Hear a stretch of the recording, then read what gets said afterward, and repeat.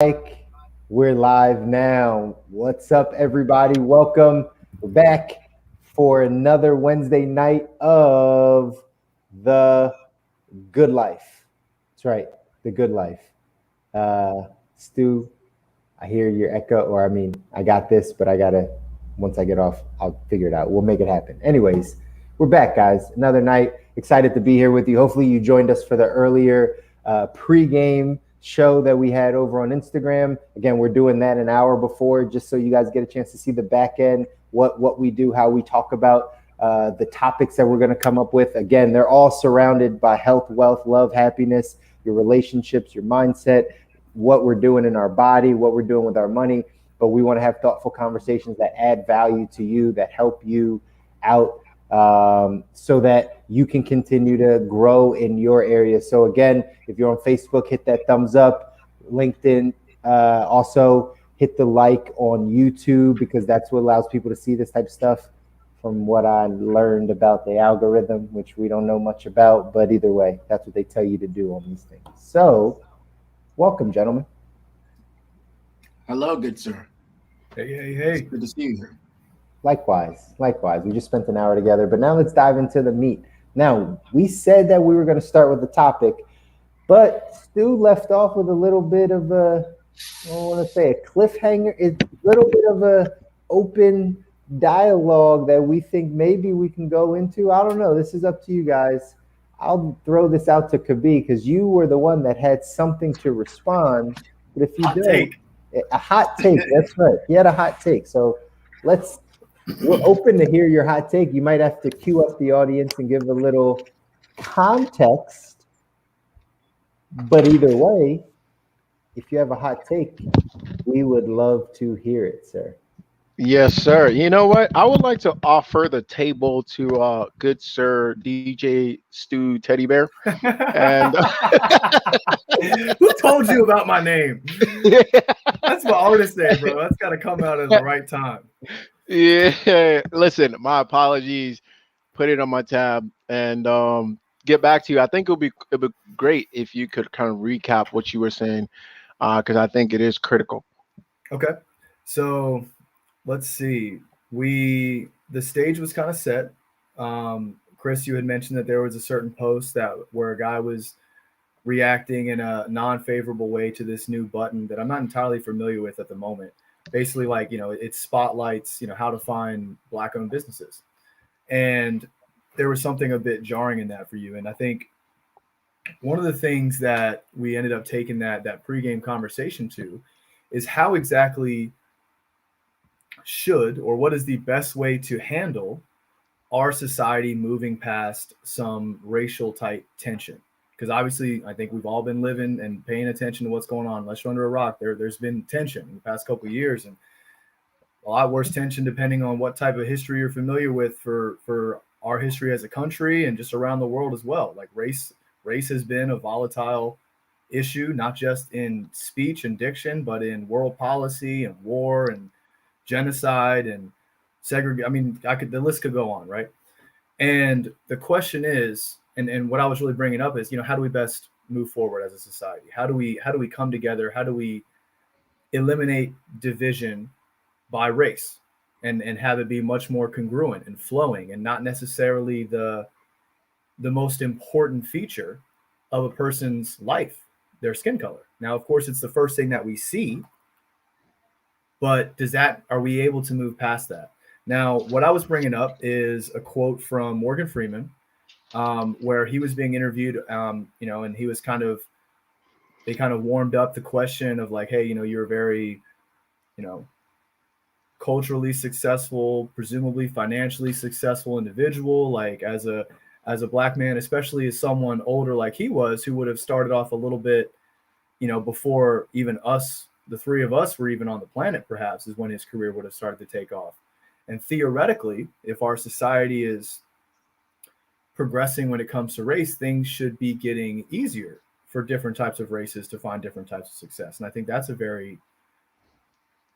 I emphasize should be, because I'm not saying it is. And really the quote, how he responded to that was, I think that we could remove a lot of the tension around race by just simply not talking about it. Remove the descriptors from the headlines of race. Remove the different types of focus. Like, why in every single news broadcast that's put out when there's a story about a crime, like, why does race have to be the first thing? Why do we care?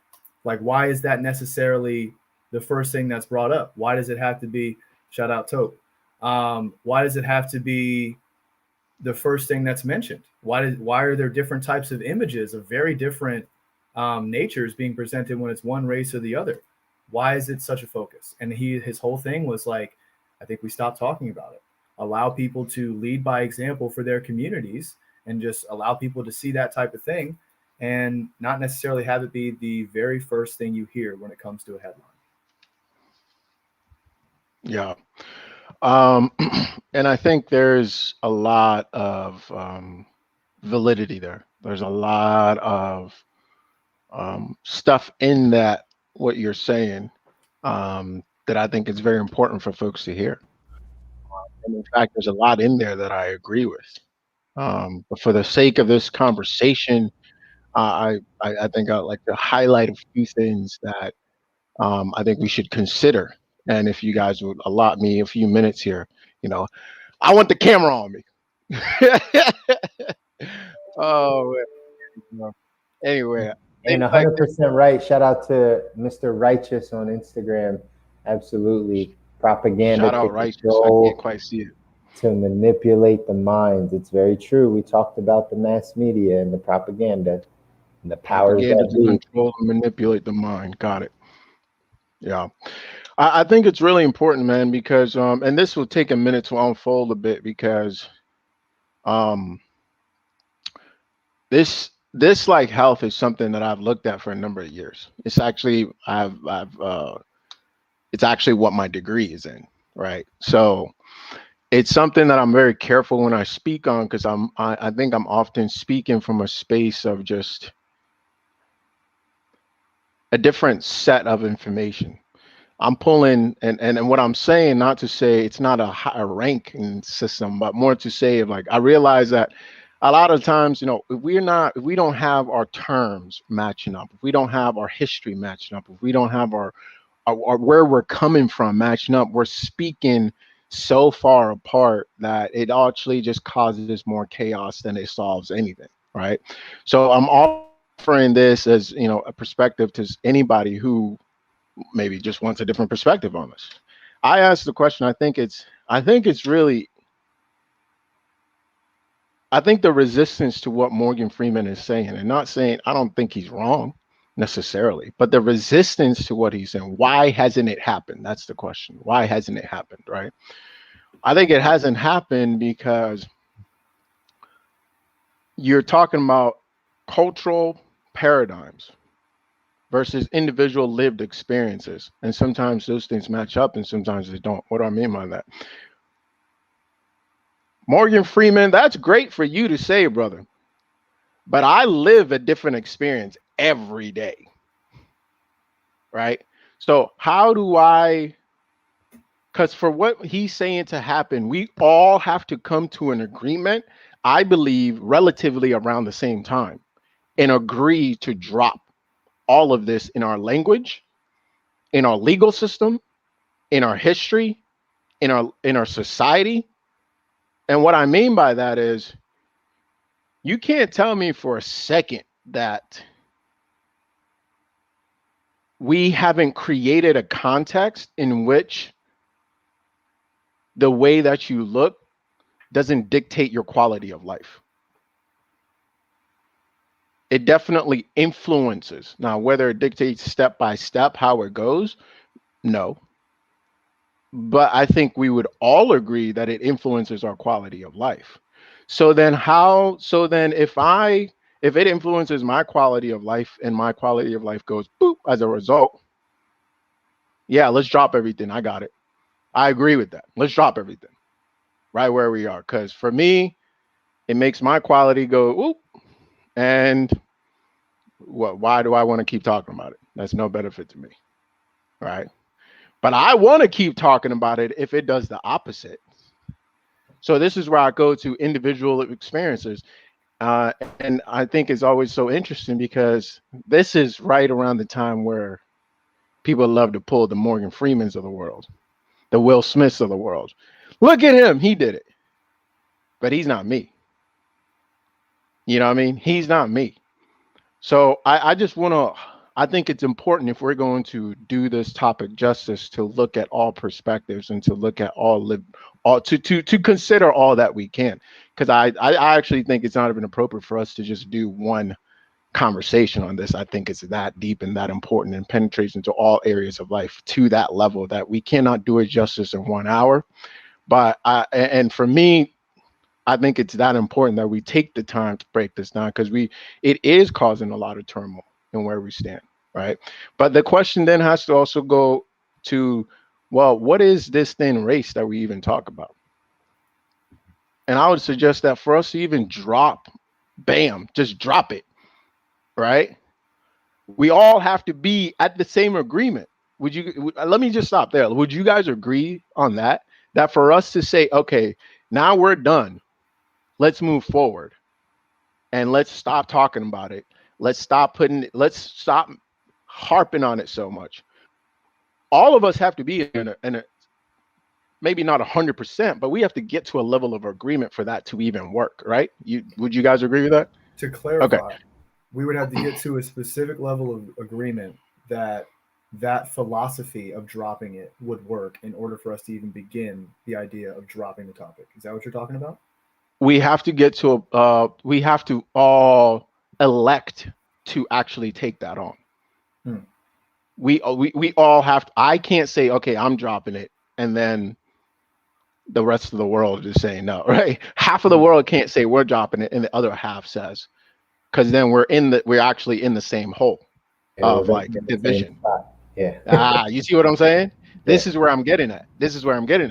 So I think for us, and anything else you guys want, let me just pause because I don't want to just keep going there because I'm all ears, bro. Yeah. Okay, cool. For us to do that, we have to agree to drop that all at once. And I don't know about you guys, I'm very optimistic. I think the world is great. I think things are pretty awesome, but I just don't see that happening. It's not going to happen. Right? I just don't see that happening. Why? Because of the example the example I already gave. Because what we did is we opened a can of worms that we can't put back. You understand? So it's not even I'm not proposing a solution here. I think at the end of all of this, right? I've been in so many of these situations, and all there's like, okay, then what do we do? What do we do? That's so funny because that's exactly where people take these conversations. Like, okay, so then what do we do? Well, that's what we're all trying to figure out. We're trying to figure it out. Yeah. Right. We're all still trying to figure that thing out for sure. And I think that's important. Because while we're on this, I'd like to highlight one thing real quick. The whole reason that we even came to this discussion is because somebody in Instagram is trying to make this happen. And their proposed solution is like, what if we highlight Black businesses? So it's very interesting that we kind of came full cycle on that, but please continue. No, I think that's so important. And I realize I'm going to have to grab my charger apparently, but I think that's so important because it highlights, those type of comments goes to our humanness, right? When we come out of the living in that container of race that we've created for ourselves, and we come out of that and we see our humanness, it's a different conversation. Because when I ask, okay, what is he doing? Oh, I don't agree with that. Why is he doing it? Oh, okay, I agree with that. I just don't like the way he's going with the intent, not the attempt. I agree with the intent, not the attempt. Exactly. And I think a lot of people feel that way, but we're speaking completely different languages. And this is my real point. We're speaking totally different languages, right? We don't even know what this person is saying, hey, race, blah, blah, blah, blah, blah, race, blah, blah, blah, blah, race, blah, blah, blah, blah. Yet all of those three people, none of them have the same definition of this thing we're calling race anyway. They don't. You ask people they eventually come up with some socially gathered sort of definition that they can kind of piece together. But what is it? Is it biological speaking? Because that's what they used to tell us. They told us that, listen, biologically speaking, you can distinguish, but now we know that's not true, right? They told us it was in law. All this conversation legally starting around law started with cases around a Japanese man who wanted to be considered a citizen of the United States of America. That's where this legal, like writing it into law definition of what race is and who fits into what box kicks off.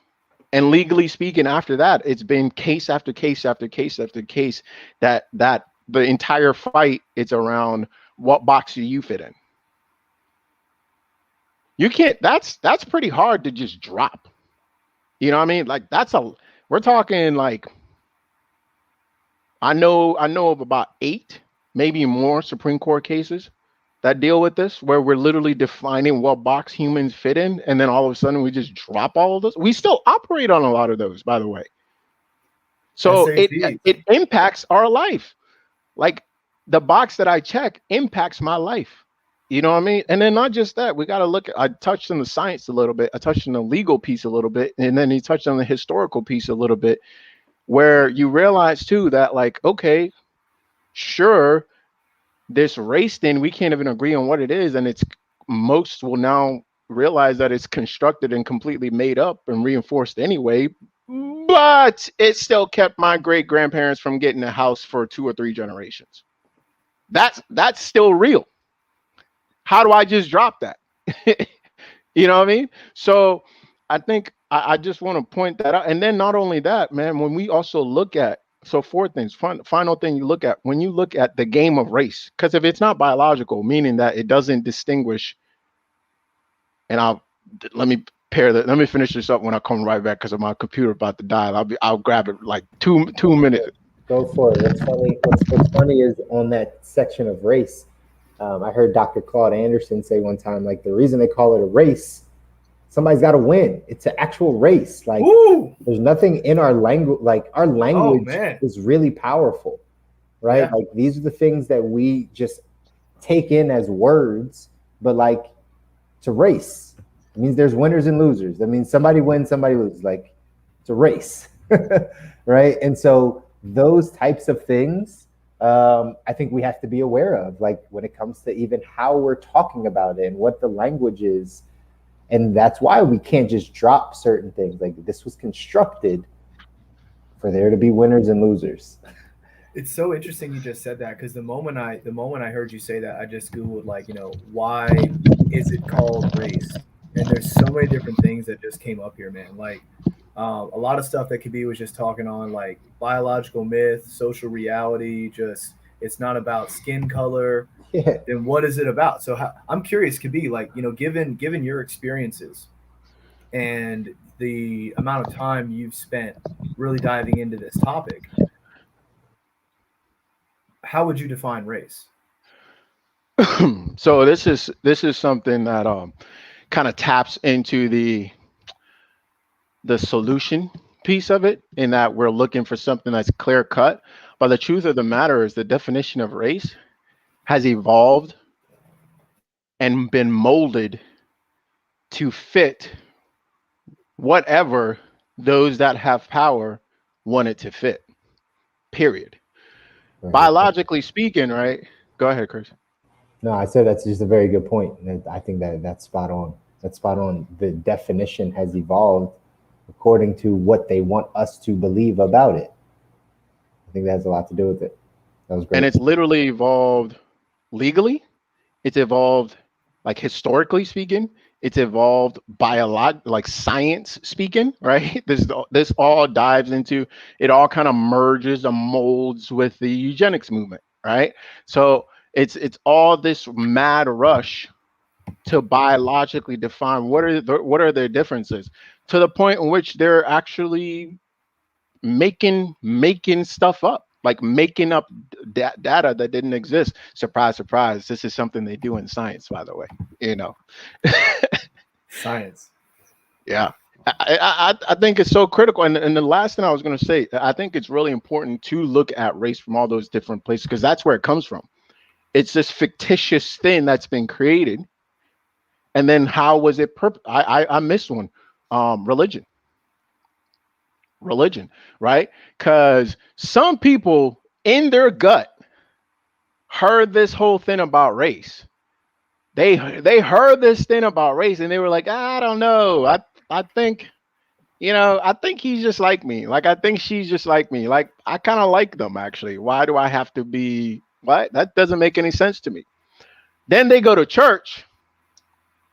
They go to their place of worship and the religious leader confirms this using the word of God, right? So we get it reinforced in our place of worship. We get it reinforced in our education system. We get it reinforced in our quote unquote our great science system, right? Where we get it enforced in our like I think you really have to look at all those things and then look at the overall game of race. Why did the definition mold over time?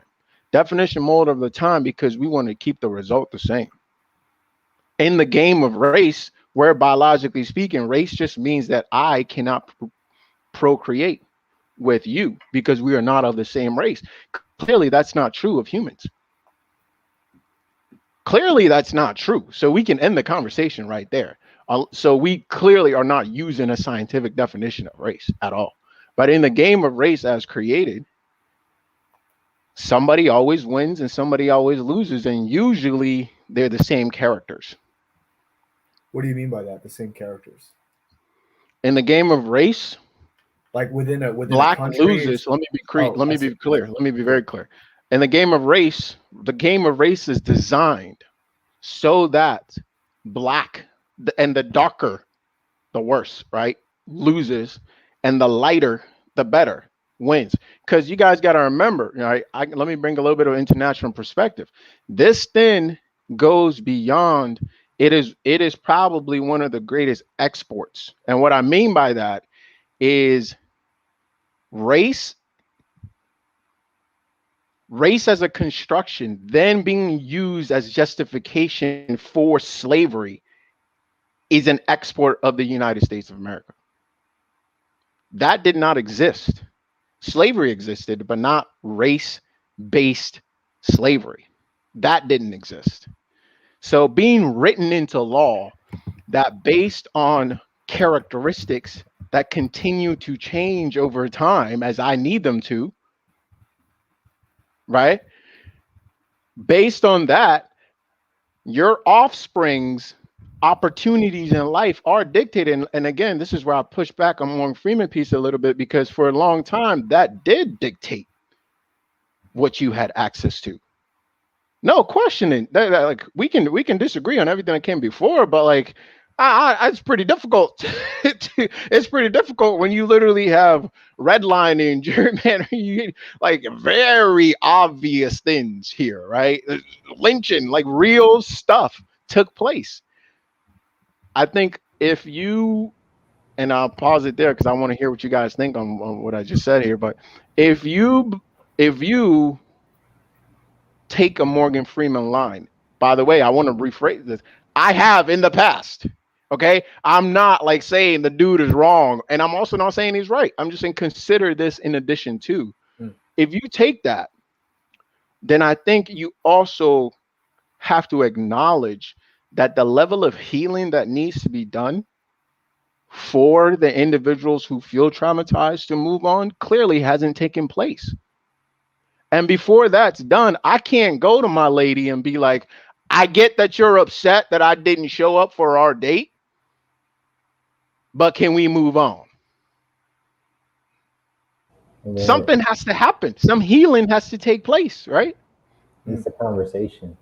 We got some people on Instagram saying, right, like colonialism actually, right? That is a form of race-based slavery, right? Like when the colonizers come to any country, they are taking the people of that land typically by their race, typically by the color of their skin. This is where things get interesting. It depends how they defined race. Race wasn't always just simply what color is your skin. Because like, okay, if there are people who have the same color as me, right? But they would be categorized based on who you asked in a different group. I say all that to say it's arbitrary as shit. Like, let me, if I may use French, it's arbitrary as hell. It really is. And it literally comes down to what a lot of this stuff comes down to, which is power. So in that spirit of it, that's where I start to pull from what the Morgan Freeman, that statement states. And I say, when we recognize that, if I'm benefiting from this, I think it's a lot easier for me to recognize, oh, okay, it's all a game against all weight. Like we all actually suffering here, right? If I'm not, and I have this thing that's been keeping me, it's pretty hard for me then to say, oh wait, no, we're actually all suffering from this. Let me jump. You asking a lot when that healing hasn't taken place, and that's my point. So I want to take a moment because we do have, like Chris was saying, a lot of people jumping in with some comments here in IG. Oh, let's do it. Yeah. So I think one thing I want to get clear on is, there's some comments about how, colonialism, slavery has existed in numerous parts of the world. And I think that what Kobi is trying to emphasize is that skin color based slavery was in existence in the US. And in other parts of the world, it was about different parts of race, where race is not just about skin color, just to set the tone for those chiming in. Race is a bunch of, like, basically an arbitrary, abstract concept to suit whatever the ruling majority had in order to categorize minorities. So I think if I were to take some other examples. And let me say this, I think it's important to point this out. It was not minorities. These were not minorities. The minorities were actually those that were making the rules. Yeah. It was actually to control the majority. That's interesting. Yeah. So this is critical here. Again, this is why we might need a part 2, right? For you to really understand that piece of it, you got to understand what happened. I believe it was 1770. I got to double check me, but it's Nathaniel Bacon's rebellion. Nathaniel Bacon's rebellion was a group of Native Americans. Again, please excuse my terms here. I'm just trying to get you the information. I'm trying, Native Americans, Black Americans, all types of other Americans who didn't fit the white elite planter class, including poor whites and middle class whites, by the way. Critical to understand that. That group included white, Black, Native American, all types in there. But it was by class, not by any other thing, not by my wooliness of my hair, not by the skin, not by the ridge of my nose, not by the freaking color of my eyes, not by any of that. It came down to the bread, y'all. Follow the money. That's what it came down to. It came down to the money. So when the white elite planter class, the minority, realized the majority, which didn't have as much money as they did and worked for them, typically not under the structure of slavery, but under a structure of 7-year servitude, independent servitude, right? Indentured servitude. But they were like, yo, over time, I'm not saying this was in one meeting, I'm saying, but there were definitely meetings, right? Shout out, if you know your Virginia history, you're gonna know this, right? But there was several meetings taking place where essentially it was kind of like they kind of realized, wait. If they continue to do that, we're in trouble because they outnumber us by quite a bit. That's a lot more guns, and we just don't stand up, right? So white folks, let me tell y'all something. Poor white folks, why are you with them? Yes, you're poor, but you're still white. Come on, why are you with them? You asking back in the day? No. I'm saying that's the idea that was sold to poor white folks in that group. You following me? There's a group of folks, Nathaniel Bacon's rebellion, a group of folks that rebelled against the elite white planter class. Mm-hmm. I also want to point out here that in a part of that group there were poor white folks in a part of that rebellion. Okay. Yes, there were a lot of white folks. Thereby indicating that it was not race-based back then. It was class-based. It was financially based. The idea of race didn't even exist. So very different that it's not race-based versus the idea of race being even in existence. That's not how people picked people apart. So the reason, the invention of race was for what I'm describing. You understand what I'm saying? Right. So when the elite white planter class, by the way, I again want to point out that the elite white pointer class was mostly white, not 100%. Those that had power to actually make things move were white, but there were elite black planters. That was a thing. There were elite other non-white planter class that had land, tons of land that they had cultivated, that they had worked with. But these were people that were working together, not people that owned people or people that were paying. Even people that were paying, they had agreed to work on this stuff together. You see what I'm saying? Mm-hmm. I think it's just so critical, man, because we get this stuff right here. I believe you got to understand this to even get to the level of having a discussion of whether or not we stop talking about this, because we don't even understand. We don't even get like the basics of what it is that the verbiage that we're even using. We're throwing the word race appears in every single article, but we don't have even a standard definition of what it is or where it came from or how its impact was. Yeah. You see what I'm saying? I think there's a lot more unlearning that has to be done for us to even begin to have solution-based conversations and questions. That hits a lot of it. Kobi, that hits a lot of it, because it really does come down to a conversation. Like I feel like we were talking about this on the early part of this, like we don't have these conversations enough. We are trying to, no one's right. Everyone's thinking about being offended and what they can say and what they can't say, but we're not trying to get to a place of understanding and just really getting to some base definitions, some base level things that we can then agree on, or at least have a base of understanding on. So then from there, we can build out a lot of these things, right? Like that we need to clearly have conversation about. I just don't think we're having enough of these conversations. Hence why we do this show. Hence why we do The Good Life. Like all of these conversations are so necessary, whether you want to have them or not. These are the things that are barriers to getting to a great life, right? It's really just understanding. I mean, especially because we have to live in a society. Technically we don't, I guess, right? But we're choosing to live in this society, and we need to understand certain things in this context, right? But I think we just need to have the conversation more.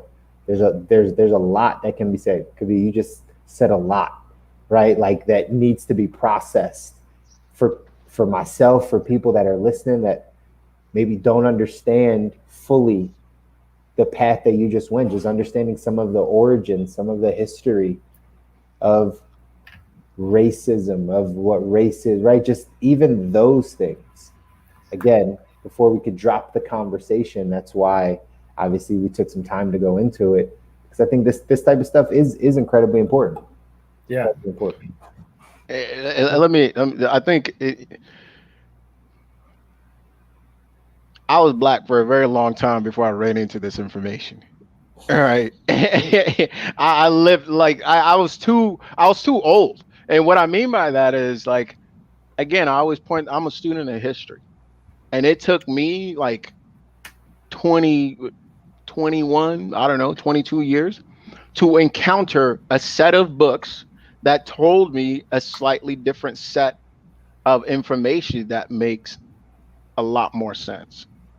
So I think even besides just having the conversations, I feel like I'm even nervous because I just see some fights. I see some unnecessary things. If we just like take a minute, this kind of lines up with the way I approach health, right? If we take a minute and provide the basic understanding of what's happening here that has been layered over time, I think a lot of people do get healing from that, so that they can have these conversations beyond that point of hurt.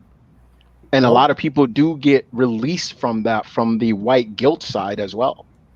Like all sides get relief when there is this understanding and common knowledge in place. I've seen it. I've been to so many workshops, room full of very diverse individuals.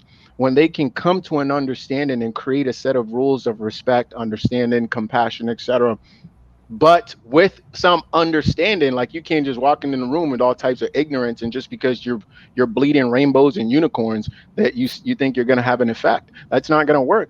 I need to know that you still have some level of understanding of my lived experience.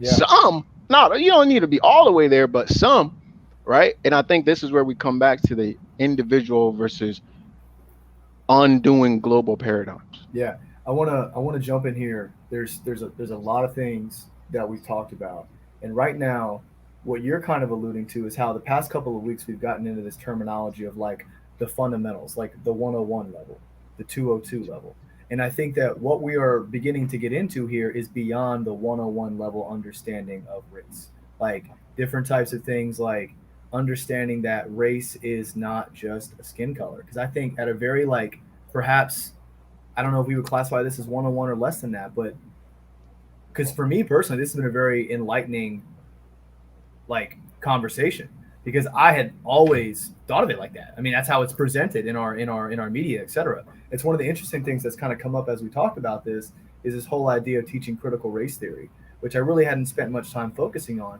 But as you were talking here, and I did a little bit of research in the background, really the whole thing that supposedly, in a nutshell, like I said, I haven't looked at the whole thing. Supposedly, critical race theory now being interjected into our schools is an attempt at bringing awareness to the fact that it is in fact a social construct.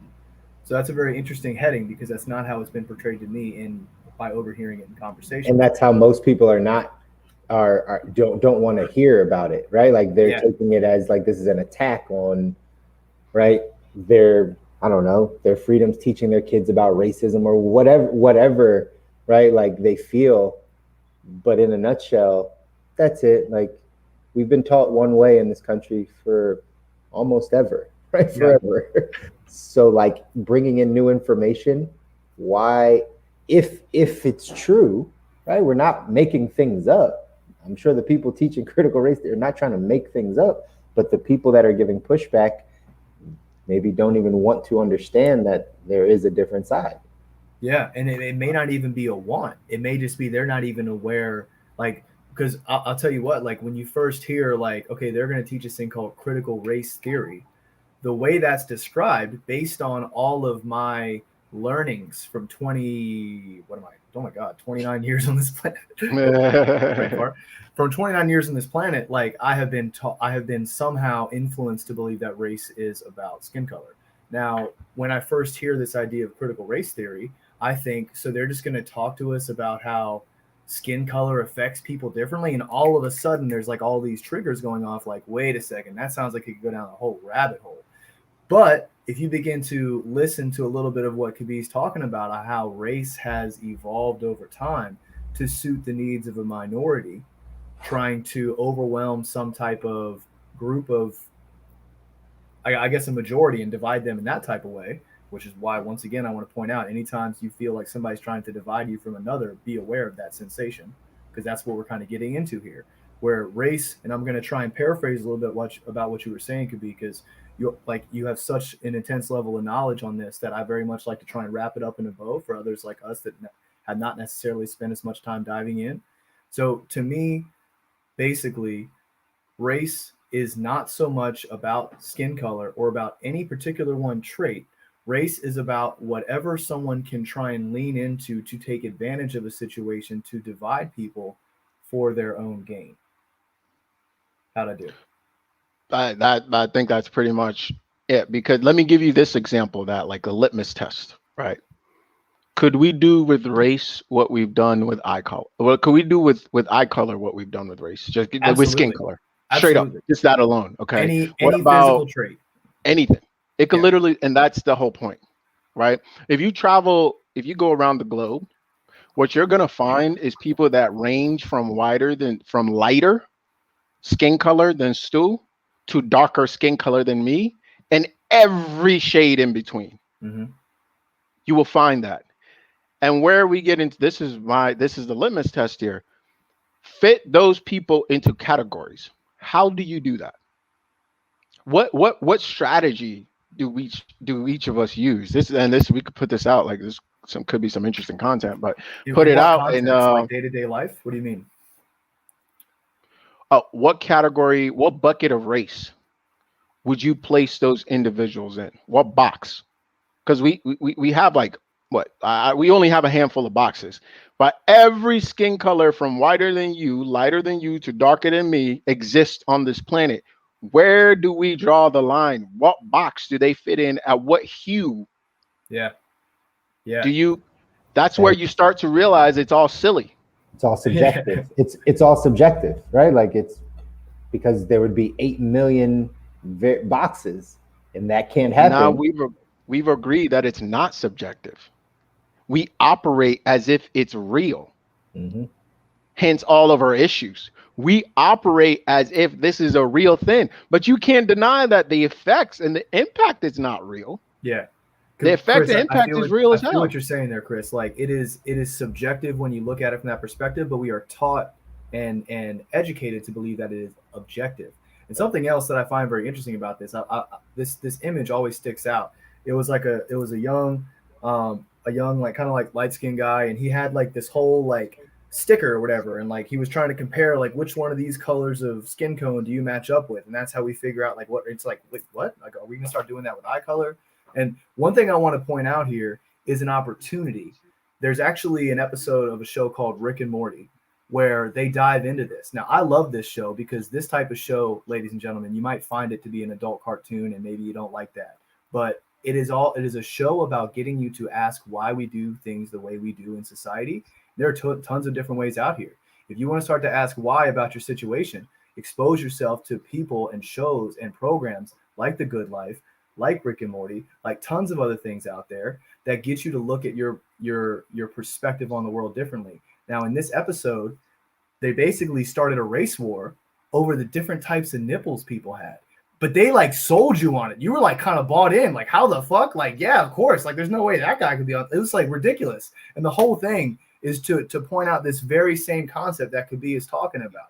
So if anybody is looking to poke holes in this argument that we're saying where it is relatively arbitrary, Kobi is not a fucking loan. There are so many different types of peoples out there that have identified that it is arbitrary. It's the whole reason why, from what little I know about critical race theory, it's being presented. It is not just skin color.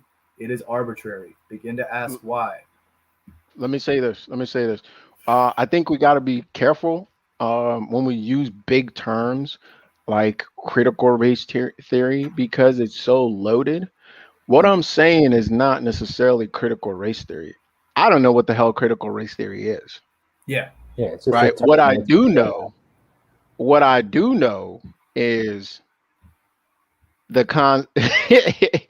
concept on its fundamental level. I'm telling you what I know about it. Whether they wrap that up and toss it or whatever, because I've heard a couple of people come up and like have been, I actually, to bring you guys into the loop, right after college, I was studying to go to law school.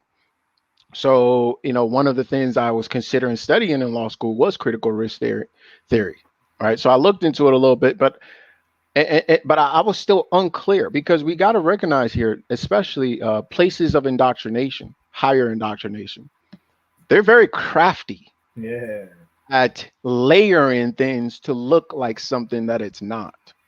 Okay. So I'm careful, right? So I was kind of on that path. I would have probably ended up like, doing some sort of like a practice for a couple of years and then, maybe doing some sort of like, like civil talk or like, things like that. Probably we would be talking about this at a legal level, right? And I promise you, right, if I had kept going that path, I could spin the talk. I know a lot of people that could spin the talk. You know what I'm talking about? They could spin it. They don't know a damn thing they're talking about, man. They don't because but the thing is we can jop about around it, right? So I just want to be careful because what I'm not promoting anything. What I'm sharing with you is my experience and my own research and my own understanding of what's going on.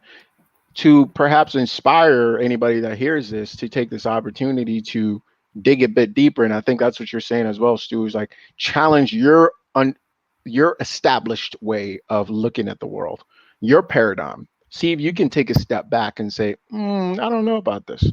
Like, I don't know. Ask some questions. I think that's huge, and it's definitely a thought that we talk a lot about here on the Good Life, right? Like, how often are you asking yourself, why is it this way? Why do I feel that way? Why does this happen this way? I think just asking that question, why, is incredibly important to getting to truth, to getting to what your beliefs are versus what you've been told to believe. Right? A lot of those things, again, comes down to just us using our brain and actually thinking and having. Again, this is why I go back to having the conversation. I know it's more than just having the conversation, but I think conversation is the catalyst, is something that starts people thinking and asking the right questions if they hear it. After this conversation, Stu may have some different questions. He may have some different questions than he had coming into this conversation. I think that's where it starts for so many people. You have to be presented information, and maybe not in a bold way, just putting it in your face, but maybe just hearing a conversation that makes you say, huh, really? I didn't know that. No. And then you start your research, right? And then I think that's how we eventually get around to, the place that we need to be, especially in conversations like this. Yeah, without a doubt. With this, you mentioned, Kobi, you mentioned white guilt earlier. And white guilt is a very interesting topic. I know people that feel it. I know people that don't feel it.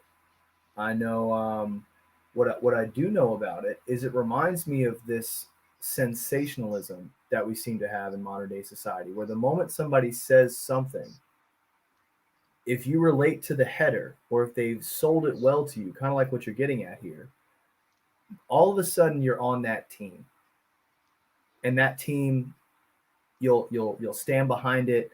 You may or may not look into it, but no matter what, like they had the sales pitch, they got you in the first 7 seconds, you're there, and now you're following this group.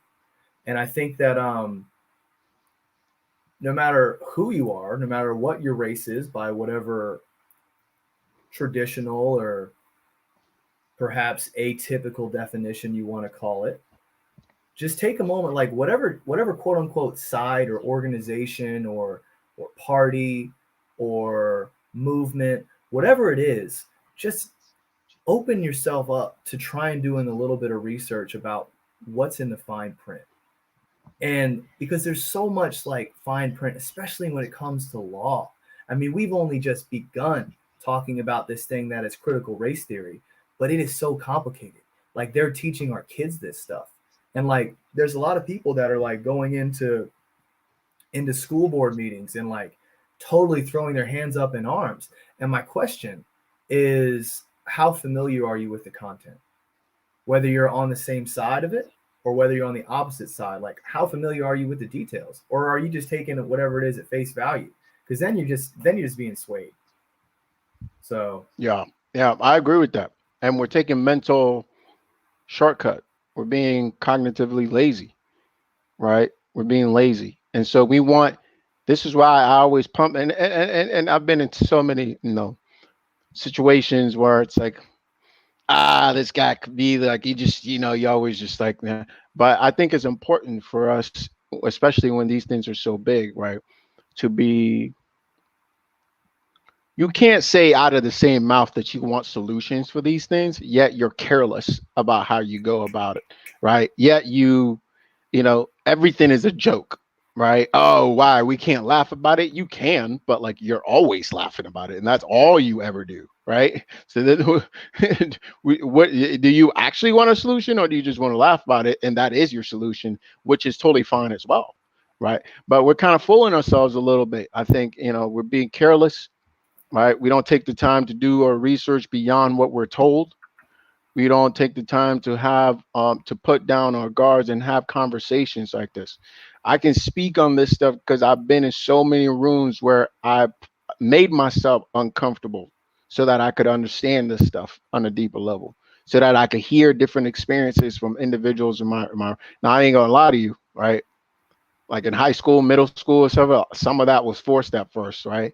I was, send him, send him to this conference and send him to that conference. And so a lot of that was kind of like just pushed on me to the point where it's like, okay, fine, I guess I'll start paying attention because I do live this every day, right? But I say that because we and yet we all want to just like quickly debate. We all want to quickly have an opinion and go in on something based on this headline. I like the way you put it, Stu. Based on this headline that we read, right? So and so does so and so. Oh my God, they're so terrible. This is all going on. And I think, Stu, and this is, I didn't want to go here. I think this is like a part 3 conversation because I don't want to let people off the hook that easily, too, where they can just point to like the sensationalism of things that occur and then relate it back to the paradigm and claim and make all types of conclusions, right? I think you were alluding to that a little earlier. I agree with that. I don't go to that first because I feel like there's a couple different conversations that need to be had way before that. One is in-house, individually in-house, whoever you consider to be in-house with, right? You have that like inner circle. Inner circle, I'm talking like family unit. In the boxes that they've put us in. If you fit and you consider yourself to be in the black box, I think there's a house, right? A house of individuals that have similar enough set of experiences that they can have different conversations, right? So for example, on the screen, just because we have screen here, I can have a different type of discussion with Chris than I can with Stu based on lived experiences on the boxes that we've been placed into. Right? We didn't choose. You didn't get, maybe you're on the border, you could choose. I don't know. But you have different, I believe that conversation is different than the conversation of when we then mingle together on a higher level and have a different conversation, right? Because if you try to hold me accountable right now, man, it's not going to work, right? But if I get my healing done first and I get conversation with somebody that understands me, I come out of that and then have a higher conversation. Much, much better. I'm much more open. I've had my healing so I can hear you differently rather than creating your hearing. So if you take anything from this, I'm saying is there's steps, just like there's steps to rebuilding your health when you've been living in this toxic environment for so long. We've been living in a toxic environment as it comes to this. So then we got to take steps to cleaning that, right? We can't just jump to step 10 when we haven't taken care of step 1, 2, 3, 4, right? And I think 1, 2, 3, 4, some of those are unlearning, educating, healing our individuals, ourselves. And part of that healing for me may be things that come from race, right? Or maybe it's not.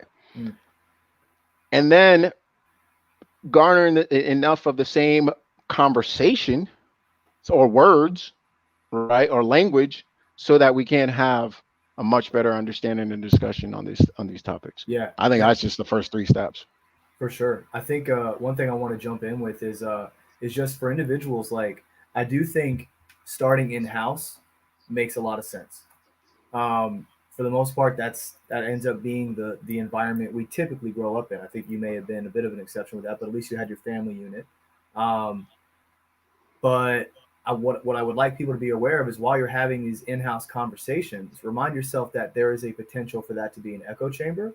So by the time you're ready to move on from the in-house conversation to going to a conversation with somebody else of a different race, be aware that there may be some type of echo chamber. Just allow yourself to be as open-minded as possible when communicating with that other group, because oftentimes we can't all say it is the way it is because we've had shared experiences, and it's almost like a chicken before the egg thing. Like, do you spend the first part of your life trying to like get away from the in-house because no matter what, like there's a party that may gravitate to that? Do you try and go out there and have all these different types of conversations with people that look different and sound different and practice different?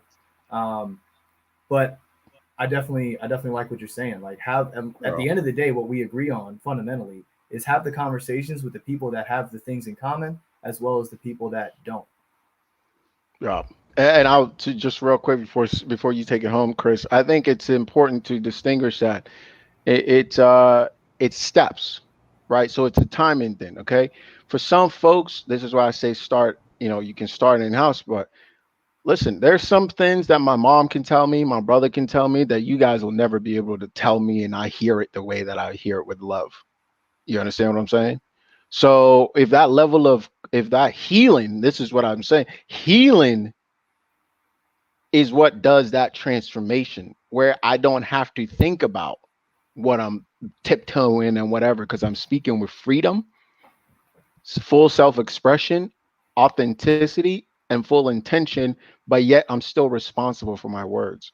That's healing. That you go through that process of healing. Some people may already be there, so they don't need that step. They can jump just to the next one. But everybody's different. That's why you have a process. Go ahead, Chris. No, that's huge, man. That's huge. This has been such a good conversation, even though like I just was kind of sitting here thinking like, man, I just want to hear Stu and Kobi talk like for the rest of the night. Like that's just it's just dope to hear, and again, being vulnerable enough to say what we don't understand or like kind of the thoughts that we're having, and being able to create a space where we get a chance to just dialogue and go back and forth to eventually create change. Again, this is not just dialogue for the sake of dialogue. This is dialogue for the sake of we want things to get better. We want to be better, right? Like those types of things are incredibly important. And again, I just, I appreciate you two gentlemen for having the conversation. I appreciate everyone that's been checking in on Facebook. Shout out to Aaron. By the way, Aaron said checking the right box is difficult when you're a blend of a bunch of things, right? So he definitely identifies could be with your point on that side. So thank you for that, Aaron. Thank you for everybody that's been joining us on Instagram, throwing in their 2 cents as well. And we want to continue these conversations.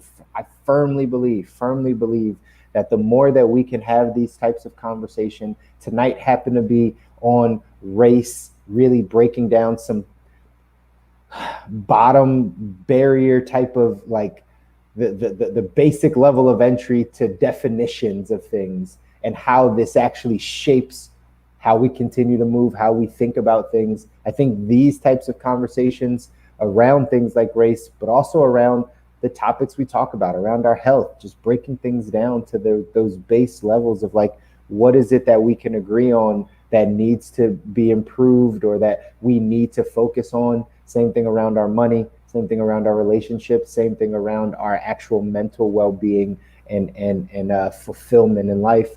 I think these conversations are just incredibly necessary, and I encourage everyone listening to join us every single Wednesday, and let's keep having these conversations. We love the dialogue. We love to go back and forth. We love to hear your 2 cents, right? And again, this helps the masses. This helps so many more people really, like I said, have a different thought process and really dive in and be able to make some changes in their world. So, gentlemen, again, I appreciate you guys.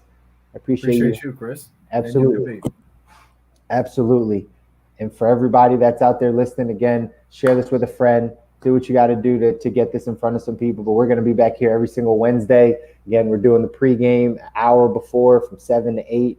And then from 8 p.m. Eastern, which is 5 p.m. Pacific, till 9, we're going live here to do the actual show. You can catch the replay of the show on our Facebook.